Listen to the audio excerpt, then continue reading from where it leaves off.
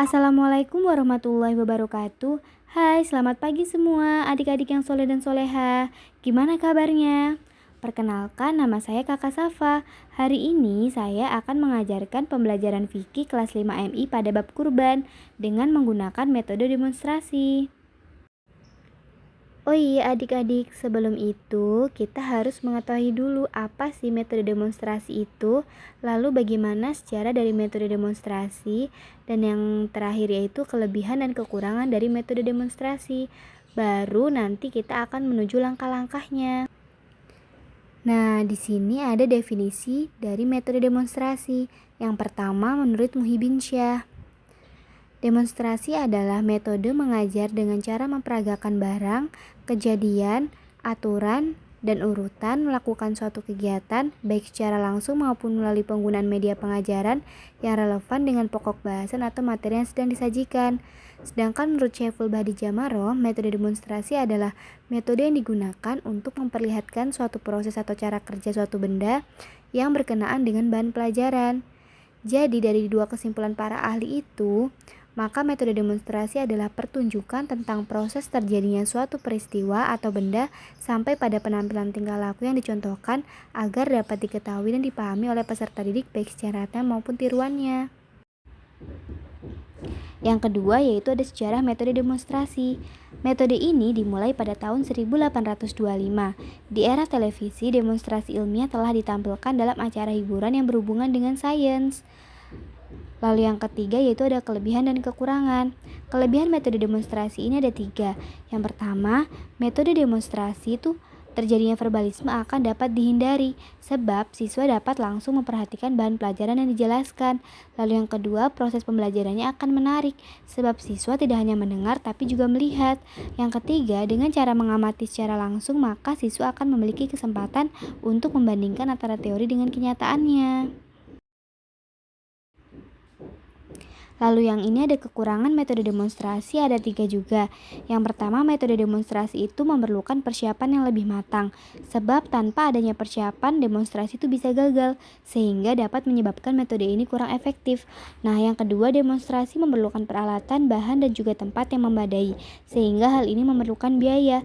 Lalu yang ketiga, demonstrasi memerlukan kemampuan dan keterampilan guru yang khusus, sehingga guru dituntut untuk bekerja lebih profesional. Assalamualaikum warahmatullahi wabarakatuh. Selamat pagi adik-adik semua. Bagaimana kabarnya anak-anak soleh dan soleha? Alhamdulillah, semoga Allah selalu memberikan kalian kesehatan dan juga keselamatan. Oh iya adik-adik, setelah kemarin kita membahas mengenai ketentuan kurban, hari ini kita akan membahas mengenai tata cara penyembelihan hewan kurban. Nah, untuk itu ibu atau kakak akan bertanya dulu ya kepada kalian. Ada yang tahu nggak nih tata cara penyembelihan hewan kurban itu seperti apa? Oh iya, ada hal-hal yang perlu diperhatikan sebelum kita menyembelih hewan kurban. Yang pertama, disunahkan bagi yang berkurban itu untuk menyembelihnya sendiri. Jika tidak bisa atau tidak berani, maka boleh diwakilkan. Lalu yang kedua, kita harus membawa hewan kurbannya itu ke tempat penyembelihan secara baik. Kita di sini tidak boleh menyeretnya ataupun menariknya secara paksa, karena itu akan menyakitinya. Lalu, kita harus menyembunyikan pisau atau alat pemotong di hadapan hewan kurban. Lalu, kita harus memastikan bahwasannya alat untuk menyembelih atau untuk memotong hewan kurban ini harus tajam. Kita boleh menyembelih hewan dengan menggunakan segala jenis senjata tajam kecuali gigi, kuku, dan tulang. Kenapa kita harus menggunakan alat pemotong ini harus tajam? Karena agar hewan tersebut cepat mati dan agar kita tidak menyakiti hewan itu. Nah, lalu kita masuk ke tata caranya ya adik-adik. Yang pertama, hewan itu dibaringkan ke sebelah rusuk kiri menempel tanah. Kemudian posisi mukanya itu menghadap ke kiblat. Dan diiringi dengan doa Rabbana taqabbal minna innaka antas samiul alim. Artinya, ya Tuhan kami, terimalah kiranya kurban kami ini, sesungguhnya Engkau adalah Maha Pendengar lagi Maha Mengetahui.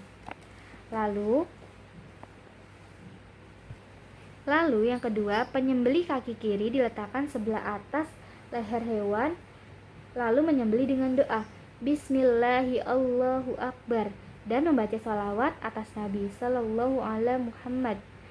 Nah, orang yang menyaksikan proses penyembelihan ini juga harus membaca takbir Allahu Akbar. Lalu, hewan yang disembelih itu pada lehernya, pada bagian leher. Nah, hewan disembelih dengan satu kali potongan atau penyembelihan. Maksudnya, sebelum urat lehernya putus, maka alat memotongnya itu tidak boleh lepas dari lehernya. Jadi hanya satu kali ya adik-adik. Jadi kalian itu tidak boleh berulang kali karena itu akan menyakiti hewannya. Jadi satu kali gini ya. Kemudian setelah hewan itu mati, maka hewan ini harus dipisahkan dari teman-teman hewan lainnya yang masih hidup. Nah, kemudian setelah penyembelihan hewan kurban, maka hewan itu digantung lalu dikuliti hewannya. Setelah dagingnya sudah dibagi-bagi merata, sudah diplastikin, maka dalam hadis riwayat Muslim menerangkan bahwa kita sebagai orang yang berkurban itu boleh memakan daging itu sebagian dan membagikannya sebagian yang lain. Lalu penyembelihan hewan kurban ini tuh hanya ditujukan kepada Allah Subhanahu wa taala dan tidak boleh kepada selainnya. Sebagaimana dengan firman Allah pada surat Quran surat Al-Baqarah ayat 5. Oke adik-adik, mungkin itu saja tata cara penyembelihan hewan kurban pada pagi hari ini.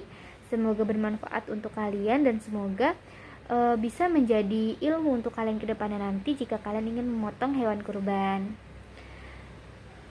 Kurang lebihnya mohon maaf.